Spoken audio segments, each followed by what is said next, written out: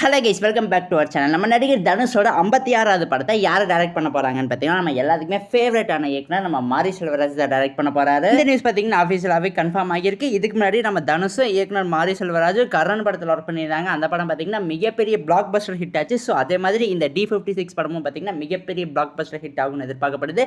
ரீசெண்டாக இந்த படத்தோட இசையமைப்பாளர் யாருங்கிறத பற்றி ஒரு முக்கியமான அப்டேட் கிடைச்சிருக்கு. அதாவது இந்த படத்துக்கு யார் மியூசிக் கம்போஸ் பண்ண போறாங்கன்னு பார்த்தீங்கன்னா, நம்ம எல்லாத்துக்குமே ஃபேவரட்டான இசை புயல் ஏஆர் ரஹ்மான் தான் கம்போஸ் பண்ண போறாராம். ஏஆர் ரஹ்மான் இதுக்கு முன்னாடி நம்ம மாரி செல்வராஜ் கூட மாமன்னன் படத்தில் ஒர்க் பண்ணியிருப்பாரு. அதே மாதிரி நம்ம ஏஆர் ரஹ்மான் நம்ம தனுஷ் கூட ராயன் படத்தில் ஒர்க் பண்ணியிருப்பாரு. இப்போ நம்ம ஏஆர் ரஹ்மான் போத் மாரி செல்வராஜ் அண்ட் தனுஷ் கூட பார்த்தீங்கன்னா இந்த D56 படத்தில் ஒர்க் பண்ண போறாரு.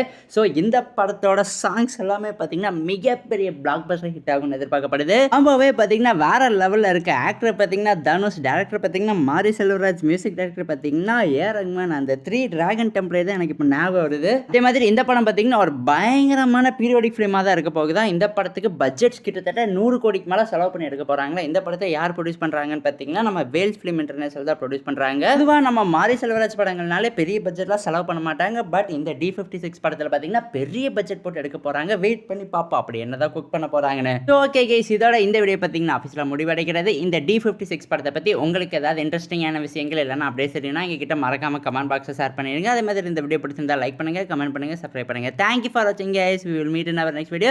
அதே மாதிரி உங்க ஃப்ரெண்ட்ஸ் யாராவது சினிமா லவர்ஸ் இருந்தாங்கன்னா அவங்களுக்குமே நம்ம சேனலை மறக்காம ஷேர் பண்ணி விட்டு சப்ஸ்கிரைப் பண்ணி வச்சுக்க சொல்லிடுங்க.